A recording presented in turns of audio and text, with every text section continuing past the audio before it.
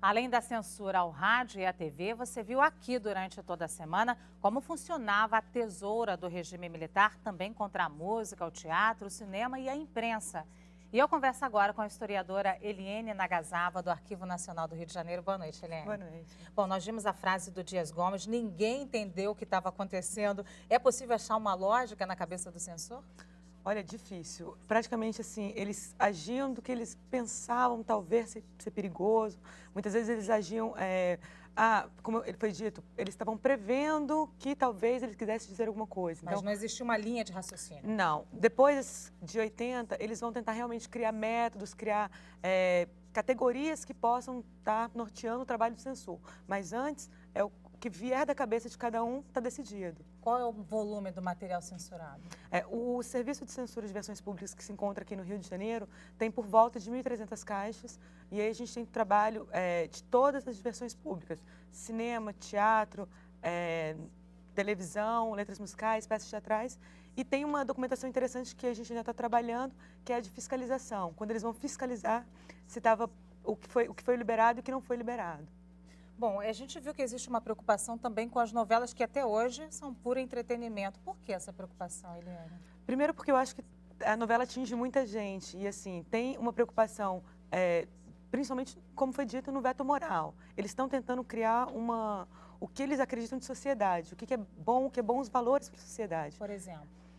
Não pode, como foi dito, não pode falar palavrão. Algumas palavras que a gente hoje em dia usa comumente, nem sequer toma como palavrão, naquela época era tido como uma grande ofensa, que não poderia ser vinculado para a grande massa, para a maior parte das pessoas. Na música e no teatro, o que mais preocupava os censores? Também esse veto moral. A gente tem por volta de 67 mil letras que foram submetidas ao serviço de censura e 10% delas foram de fato vetadas. Dentro desses 10% é muito pouco a quantidade de vetos políticos. Existia uma briga entre os órgãos do governo federal para quem vetava a parte política, mas a parte de morais e bons costumes era do serviço de censura, do SCDP. E eles também, você me dizia que eles também usavam muito artifício de passar uma música em determinado estado e outro não? Como os serviços de censura eles existiam na esfera estadual, cada um tinha o seu. E tinha uma centralização em Brasília a partir da década de 70, 72. E aí, então, um artista, muitas vezes, ele apresentava a música em São Paulo e aí era liberado. E aí ele vinculava. Aí vinha Brasília e dizia, olha, eu já vetei essa música, eles já apresentaram para mim.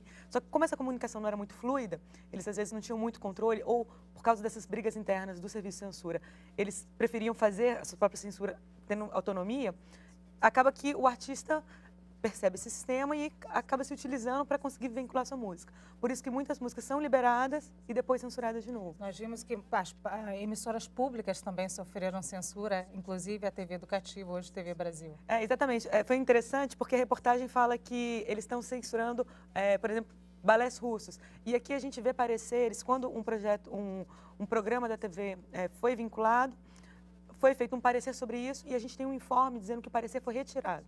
Ou seja, o conteúdo daquele parecer não ficou dentro do dossiê, o que faz a gente pensar que talvez, por ser uma empresa do governo, eles quisessem fiscalizar isso de forma melhor. Até hoje não sabemos. Até hoje não sabemos. Se a gente achar o documento, a gente avisa. Eliane, esse material agora, muito rapidamente, está disponível para o público na internet, no site? Isso. No Memórias Reveladas, a gente tem acesso a todas as peças teatrais. É o Banco de Dados Memórias Reveladas, www.memoriasreveladas.gov.br. E tem também o site do Arquivo Nacional, que você pode encontrar também as letras musicais. Muito obrigada, Eliane. Obrigada. Boa noite. Boa noite.